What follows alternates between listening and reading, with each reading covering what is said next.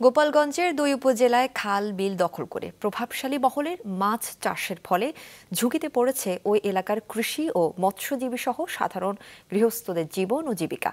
নষ্ট হচ্ছে এলাকার জীববৈচিত্র্য। এছাড়াও বিল দখলের কারণে জলাবদ্ধতা তৈরি হয়ে ব্যাহত হচ্ছে নৌ চলাচল। প্রতিনিধির পাঠানো তথ্য চিত্রে ডেস্ক রিপোর্ট।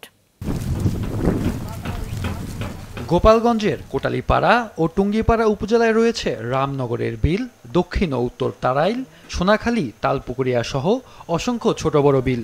এসব মুক্ত জলাশয় থেকে দেশীয় প্রজাতির মাছ শিকার, শামুক, শাপলা সংগ্রহ ও ঘাস কেটে জীবিকা নির্বাহ করেন অসংখ্য কৃষি ও মৎস্যজীবী এবং গৃহস্থরা। তবে এলাকার কিছু প্রভাবশালী বাঁধ দিয়ে এসব বিল দখল করে রাখায় হুমকির মুখে পড়েছে এর উপর নির্ভরশীল বাসিন্দাদের জীবিকা। পেশা হারিয়ে মানবতর জীবনযাপন করছেন অনেকে।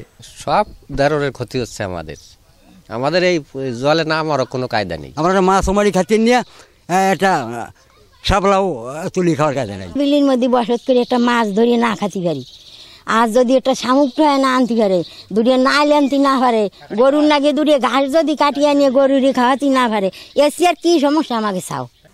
এসব খাল ও বিল উদ্ধারে কোনো ব্যবস্থা না নেওয়ায় প্রশাসনের বিরুদ্ধে ক্ষুব্ধ ক্ষতিগ্রস্তরা। এছাড়া খালগুলো দখল হওয়ায় বিপর্যয়ের মুখে বিলের পরিবেশ, হারিয়ে যাচ্ছে দেশীয় মাছ ও জীববৈচিত্র্য। দ্রুত দখলকৃত খাল উদ্ধারের দাবি ভুক্তভোগীদের। আমরা এখন কি বিলে বাঁচবো? আমরাও ভাবছি যাবো সরকারের দ্বারা যাই কব, জনগণের দ্বারা টিউনের দ্বারা এই সমস্ত জিনিস কব, স্যার আমরা এখন কি বিলে বাঁচবো? বাউদাদার সম্পত্তি আমরা পাথর দেবো, সে পাথর দেওয়া তারা পাথর সারা মৌসুমে বড় মৌসুমে দেবো, তাও দিতে পারতেছি না। দখলকৃত খালগুলো উদ্ধারে দ্রুত পদক্ষেপ গ্রহণের কথা জানিয়েছেন জেলা মৎস্য কর্মকর্তা। নদ নদীর প্রবাহ কেউ যাতে বিনষ্ট করতে না পারে, কেউ যাতে বাধাগ্রস্ত করতে না পারে, সে ব্যাপারে প্রয়োজনীয় ব্যবস্থা গ্রহণ করবে এবং সেই সাথে স্থানীয় প্রশাসন এবং পুলিশ প্রশাসনকে সাথে নিয়ে এর ব্যাপারে ব্যবস্থা গ্রহণ করবে।